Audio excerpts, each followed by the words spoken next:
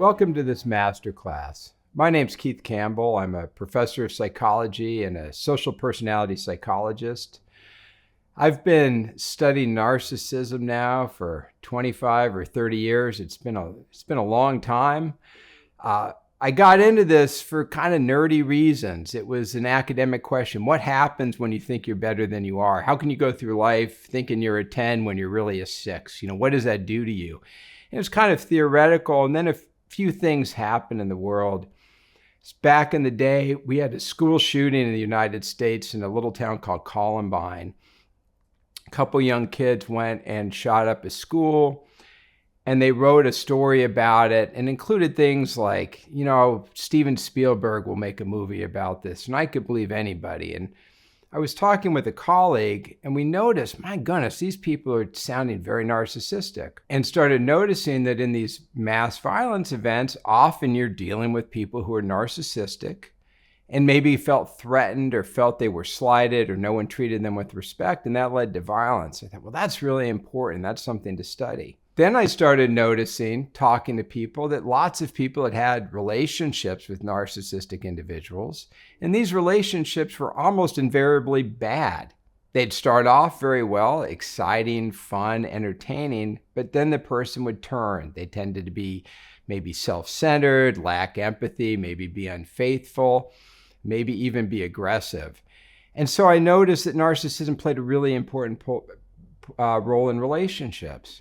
Another thing happened at that point. Social media started to develop. It was before social media, we started having cameras that could take pictures of ourselves. And we started noticing people walking around the world taking pictures of themselves and showing each other, what we now call selfies. That didn't exist 20 years ago. So all these different patterns in society, the change in social media, the problems in relationships, violence and aggression, leadership and workplace and corruption. We started to see narcissism everywhere. And so my work became tracking how narcissism worked in different social areas. How did narcissism work in relationships? How does narcissism work on social media? How does narcissism work in leadership? When we started doing this work, we really had to understand what narcissism was. And it turned out there was some confusion about narcissism back in the day.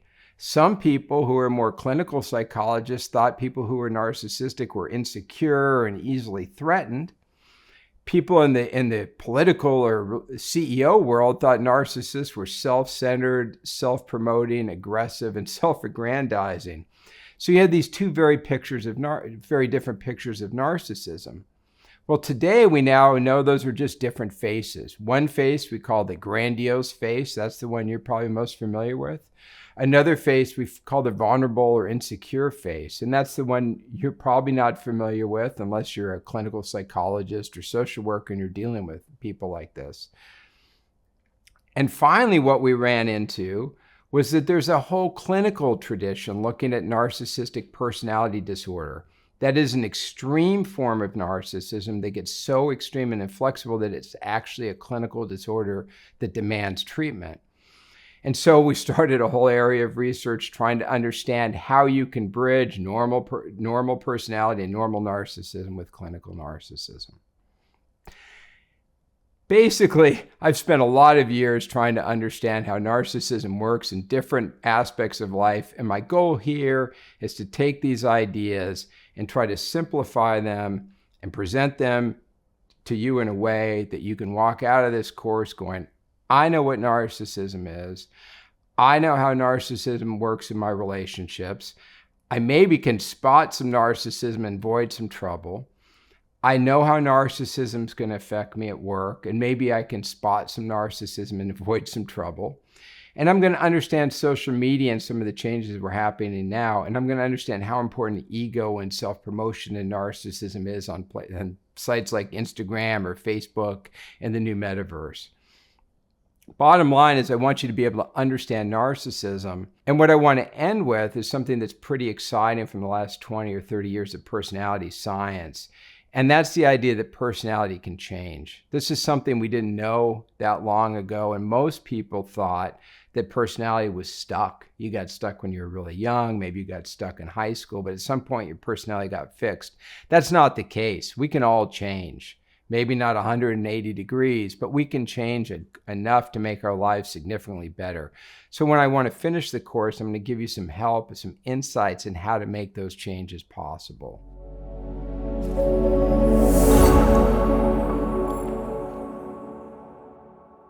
Maybe I can make this a little more clear with an example of a popular theory in narcissism that's got a kind of a funny name. I call the chocolate cake model. So what we started noticing when we started studying narcissistic relationships is there was a very specific pattern. You'd find somebody who was narcissistic and you'd become attracted very quickly. And this is because narcissistic individuals are often confident, charming, energetic. They have very positive view of themselves. And if they like you, they can make you feel special too. So we noticed in these relationships, people would start a relationship with somebody that was narcissistic. The relationship would be great, really satisfying, really exciting for maybe 6 weeks, a few weeks, whatever the case is, but not forever. And then what would happen is that you would expect the relationship to move from exciting and fun to deeply committed and caring. That's sort of how relationships work. You start out, it's kind of physical and energetic, and over time it becomes more emotionally intimate and deep. And you have not just sort of a fun partner, but you also have somebody who's a really good friend. We noticed that transition didn't happen with these narcissistic partners. You would have an exciting relationship, but when that transition happened to become a more close, connected, caring individual, it wasn't there. Instead, the narcissistic partner might become controlling. They might become unfaithful, start looking for alternative partners, basically doing whatever they could to make themselves feel good, but not have the intimacy that you want in a relationship. Those relationships then fall apart. What happens if you don't date somebody who's that narcissistic? Well, maybe you don't have that excitement at the beginning, but it turns out those relationships last a lot longer and there's a lot less drama and they're a lot more stable. We use the metaphor of chocolate cake in this to try to explain to people the excitement, but the ultimate destruction of narcissistic relationships. Same way you eat a piece of chocolate cake, you feel really excited and really good for a while, and then you feel sick and kind of hate yourself for eating cake. You date somebody who's really narcissistic, you have this big rush of excitement, and then it drops, and you start questioning yourself, am I an unhealthy person? Why did I do that? Why am I so dumb? Well, you're not dumb. You just dated somebody attractive. The same reason you're not dumb for eating chocolate cake. It tastes good. So what we noticed here is that narcissism can be a real trap for people in relationships. Hopefully something you'll learn in this course is how to avoid that, or if it's a pattern you've had, it's something you can identify and maybe not avoid. Another really interesting element of narcissism we've run into lately is social media. And people think of narcissism and social media going together, but it's much more than you think. So if you look at, vast amount of research on this, what we find across all social media sites are people who are narcissistic are just more connected. They have more friends, they have more connections, they take more selfies, they feel better taking selfies, they self-promote more, they like attention more. Well, what does that mean for you? It means for you, when you turn on your phone every day, you're seeing, and you look on your social media site, you are seeing this narcissistic world, and you're saying, I've got to fit into that world. So there's this pressure in social media to bring us all into this more shallow, self-promotional, narcissistic lifestyle. So I think that social media piece is something that really struck me at the time, and I think it's something that's just going to keep going. So at least that'll give you a couple ideas of things we're talking about. But again, we're going to hit leadership. We're going to hit the bad coworkers. We're going to talk about a lot of different things. As if narcissism is associated with social media and self-promotion, it's growing. And that's in fact the case. One of the books we wrote about 10 years ago was called The Narcissism Epidemic. And it really focused on the cultural change in the United States and really all around the world to focus on individuality, atomizing individuals, making people the center of the world rather than the family or the community. So this change has gone on and it's going to keep going on. So understanding narcissism is really important just to navigate the world going forward. The first thing I like to think about is that narcissism is a trade-off. Because narcissistic individuals hurt us, because we have bad relationships, because it's kind of a negative term, we tend to think of narcissism as a bad thing. So our natural thing is, well, narcissism's bad, somebody who's narcissistic's bad, and we want to get rid of narcissism. That's not how it works. Narcissism has a bright side, a positive side, and a dark side. There are places where narcissism is beneficial. There are places where it's not beneficial. Where narcissism is beneficial are places like social media, but they're beneficial for meeting people initially. People who are narcissistic are great at working at bars or clubs. It's great for public performance. People who are narcissistic feel comfortable on stage in front of big audiences. People who are a little less insecure feel nervous in front of 1,000 people. Another area is leadership. Narcissists tend to emerge or rise as leaders. You bring a group of people together, well, the narcissists are likely to rise to the top. So in all these places, you see these clear benefits of narcissism. But is narcissism always good? No. You see the negative consequences of narcissism as well. Those often happen to other people, and they often happen in the long term. So your narcissistic friend might be quite happy, but he might be wrecking your life by stealing your ideas and sharing them at work. Or your narcissistic boyfriend might be really happy because he's dating you and he's cheating on the side. So he's benefiting, but you're suffering. So these trade-offs in narcissism are often that the narcissist benefits, but other people around the narcissist suffer. But the other trade-off is over time. People who are narcissistic can benefit initially. They can be popular, they can find dates, they can get attention. But because they don't spend the time to build warm, caring, committed, trustworthy relationships with other people, people don't want to be around them for a long time. So individuals who are narcissistic will often suffer in the long run because they're unable to build close, loving relationships with family or friends. Again, narcissism isn't just bad, it isn't just good, it's a trade-off. And by understanding that trade-off, it's going to help you navigate narcissism a lot better. Another key point I like to keep in mind with dealing with narcissism is this idea of self-regulation or self-enhancement. When you watch what somebody narcissistic does across aspects of their life, it might seem disconnected. Why does this person seem so into how he looks and his car, and he's taking selfies, and he's bragging about his, attractive girlfriend, and he's cheating on her at the same time, and he wants to be the boss of the company? Why do all those things go together?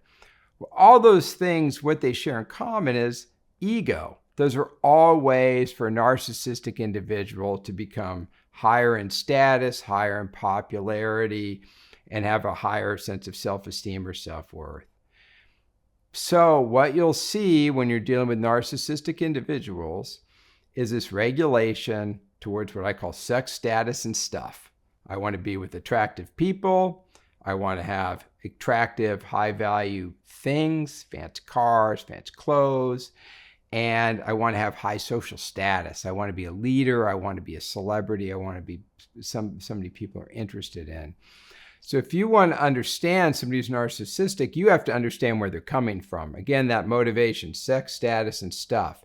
That might be hard for you because your motivation might be love. It might be creativity. It might be adventure. It could be a lot of things. And it's very hard to see people that are different than you. But when you can start to understand where people who are narcissistic are coming from, it will make it a lot easier to deal with them. Somebody's interested in status, well, you can give them status. Somebody's interested in stuff, you can say, hey, my stuff is really popular and fancy and you should buy my stuff. So if you know how narcissists work, how they're regulating themselves, you're going to be able to work with them much better.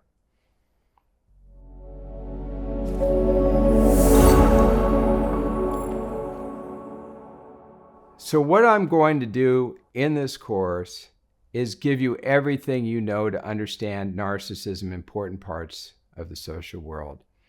First, I'm going to teach you what narcissism is. I'm going to talk about vulnerable narcissism, grandiose narcissism. I'm going to talk about narcissism as a trait, something we all have. And I'm also going to talk about the psychiatric condition of narcissistic personality disorder. Next, I'm going to focus on 3 key areas where narcissism plays an important role. One of those are relationships. How do you parent a kid who's not narcissistic? How do you deal with a relationship with a partner who is narcissistic? How do you identify people who are narcissistic initially in relationships and try to avoid them? I'm going to focus on narcissism in the workplace as well.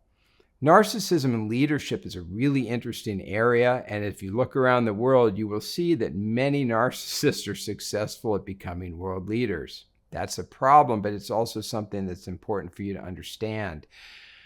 But narcissism can also appear at the workplace at much lower levels. You can have a narcissistic coworker who's abusive or aggressive. It doesn't contribute at work. You can have a narcissistic boss. So I'm going to give you some hints about how to identify those situations with narcissistic bosses and maybe get out of them. And then I'm going to turn to social media and the world of narcissism online. We're going to talk about how narcissism spreads through social media, how important narcissism is for social media to work. I'll talk a little bit about selfies and even how to identify narcissism from social media. And finally, I want to end with one of my favorite topics, which is personality change. How can you identify elements of narcissism, more specific elements that are having a negative effect on your life or the life of someone you love? And what strategies or tools can you use to try to help change those aspects of your personality? I think we all have the potential to be better people. We all have the potential to change. And what I'm going to talk about here is the trade-offs involving changing narcissism. Narcissism's hard to change because if you think you're awesome, you got to give a little bit of that up to change. And so it's really important to figure out how to do this. My hope is when you're done with this class, you're going to know more about narcissism than anyone you know that's not a professor. And you're going to be able to navigate your life quite a bit more effectively, especially dealing with issues of ego and self-promotion. And maybe you're even going to get some tricks from narcissists to help you be more successful. Thank you so much. I look forward to seeing you over the coming weeks, and this is going to be great.